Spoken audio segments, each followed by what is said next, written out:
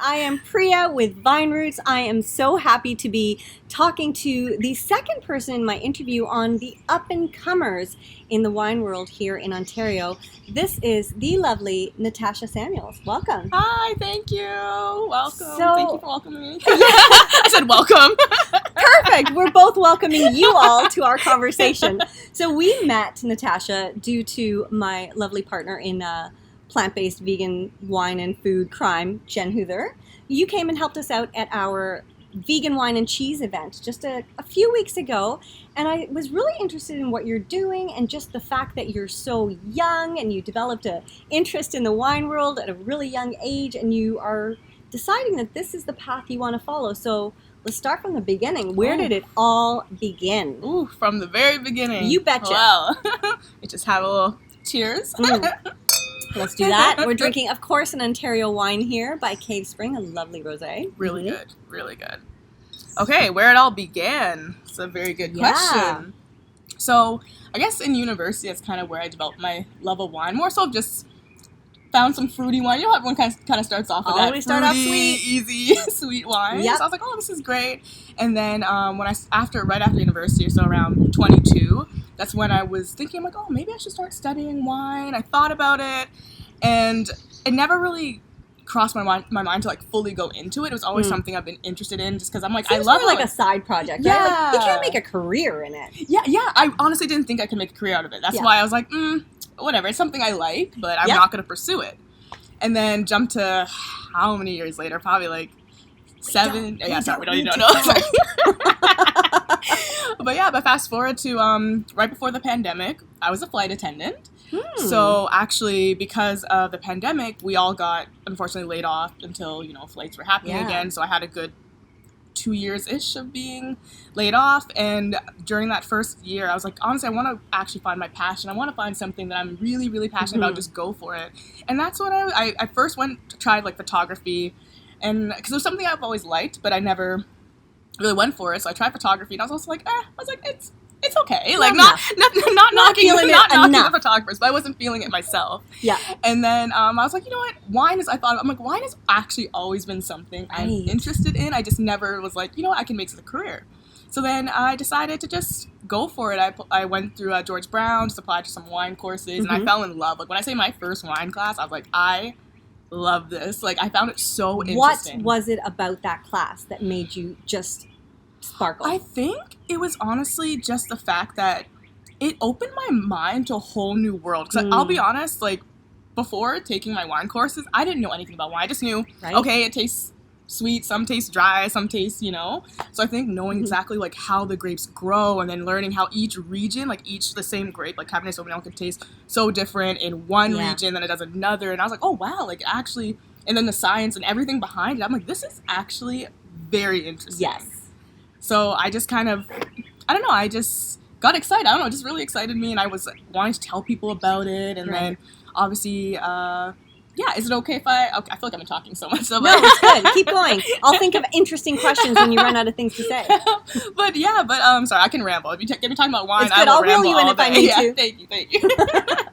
But so basically, I just fell in love with wine. I was studying it, and then I think like roughly 5-6 months into it, even just a year into it, I was just really excited, and I wanted to kind of explore, and I wanted to expand and share that knowledge with other people. I got really excited because a lot of people I talked to, a lot of my peers and friends and like coworkers and stuff, didn't know a lot about wine, and they were like, oh wow, like I didn't know this was like this and that. I was teaching them about acidity, about tannins, all this and stuff.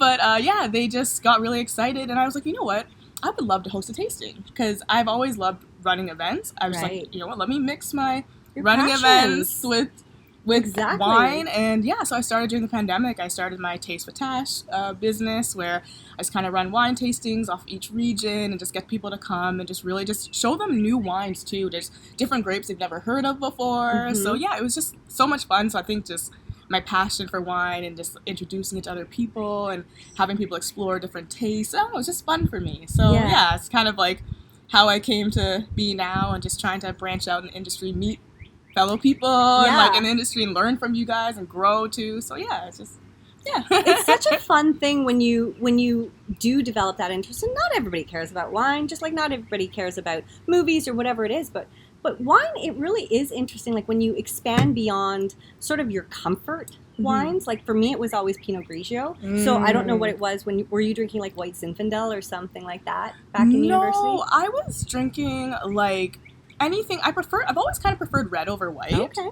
Oddly enough, but it had to be that sweet kind of like the girls' night out. I feel like I'm trying to remember yes. Barefoot wines. And or stuff like that. those right. ones. So those like kind of the red ones that were a little more fruity, I should say. Right. Not necessarily sweet, but just more so fruity. But yeah. Yeah. And then did you have an aha moment? Was there a wine that you were just like, this is blowing my mind here? Yeah, like I will say this was kind of later on in me and my wine sipping days, but when I was basically studying at George Brown, one of the courses we were taking, I think it was the first course, possibly the second, but I had a Chateuneuf-du-Pape, and I was like, whoa, yeah, I like this. I'm like, this is me liking. Yeah, I was like, this and me, we're gonna get along. We're gonna be like this. Yeah. Yes. So yeah, that was definitely my like, okay, this is a wine, because even like when I was first starting to take my wine courses, you know, getting your palate used to the wines that are kind of more, it took me a little bit of time. Because some of the wines that my prof or some profs were and people were considering to be really good wine, I was like, ooh, this tastes kind of dry. Like I'm not sure if I was like, I don't know. Off, a little bit. Yeah. I was like, oh, I'm not used to this. But it's funny now my palate's changed so much. But yeah, no, when I first had that, it was just my moment of whoa. I really like this blend, like Grenache, Mourvedre, like I like that, like it's good. So yeah, that was kind of Chateuneuf-du-Pape is what did it for you. Yes, for sure. Yeah. Can't remember the exact one it was that I had, but I guess it was one of the all of them. I mean, it's just a great region. Yes, and a pricier wine, so really not one that you're going to be drinking every day. Very true. But great for splurges and for special occasions. 100%. For me, it was Amarone. Oh. Yeah. That is my favorite red wine in the world. Do really Chateuneuf-du-Pape is my second. But give me a good Amarone and that's true. $60 later, $70 later, I'm a happy camper. Yeah. 100%. So I save it for Christmas. Yeah, you have my to have birthday. Special occasions. Yes, I love it. Anybody out there watching, if you happen to want to send me a gift, Oh, of course. just now you know. Yeah. But for this lovely lady, it's Chateuneuf-du-Pape. Which I did visit once in France. Oh, you've been there. There's actually many Chateauneufs in France. We went to the wrong one because there's so many. But you're still, like, where is still an exciting visit. Oh, I love it. Yeah. Oh, I've always wanted to go. So. Have you traveled to any wine regions? You know what? Yes. Well, yes, I have. Seems like a butt coming. But the funny thing is, I did a lot of I've done a lot of traveling before I was super into wine. So I've been to a lot of these places without actually, like now, if I were to go now, then I would definitely be like, oh my gosh, I need to go here and here. Visit the wineries, Yeah, because I've been all throughout like Italy and stuff like that. So you missed like the wines of Italy? I know. I'm upset. You? Like when I look back on my trip, I'm like, wow. If it was me now, definitely. But yeah, I missed out on that. I need to go back. That's okay. That just means there's a whole world of wine for you to explore. Yeah. And if you did have to go explore, give me your top 3 regions you want to visit. Oh. I mean, would it be Chateuneuf? I would imagine. I was gonna say Chateuneuf. One, of course. Yeah. I would love to go to Bordeaux. I know that's kind of like. It seems like such a generic response. All the Psalms say that. Yeah, I know. I was gonna say, I feel like that's such a... But it's just like, I feel like I have to go there at least once. I think this is one of the things I have to do once. Yeah. And then... third region's hard. Oh. Lately, I've been really obsessed with Argentina. So, great choice. I don't know which region in general I would go to there, though, because I know there's so many.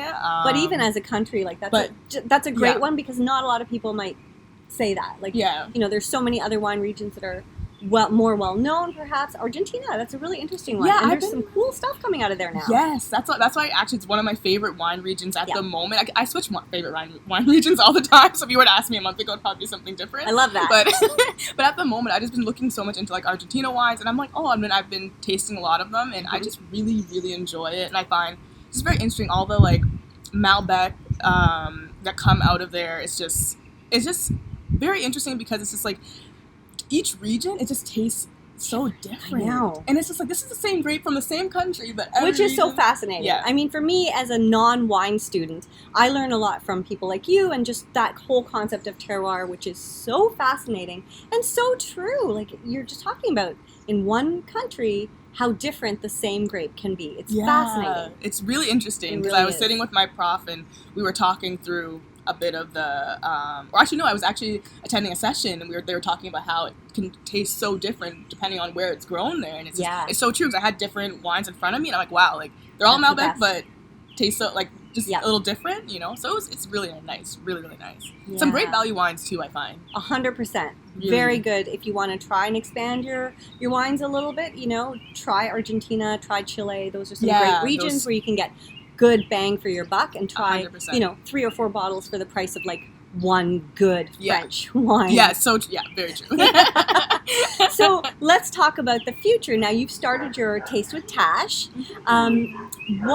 Where do you see yourself like 5 years, 10 years down the road? What's the ultimate goal here? Ooh, okay. So I might be a little ambitious here when I Let's say do this. it. But I have a lot of, just because I'm still so new in the industry, like it's still something that I'm just kind of in here just trying to learn and meet new people and grow. But there are some goals that I do have. Like obviously like my Taste with Tash business, I'm super passionate about it. So I am hoping that will expand and grow in the next 5 years and I can have a bigger clientele and stuff like that. So that is something that I definitely, it's my business kind of like my number one focus.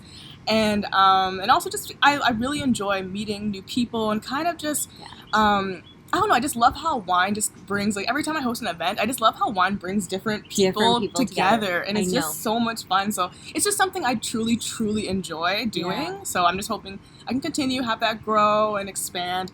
And then, and then obviously I just want to be fully into the wine industry because right now a lot of the wine positions that I'm working are unfortunately just part-time or on the side right now. So I'm hoping that I can have my transition fully into the wine industry in 5 years.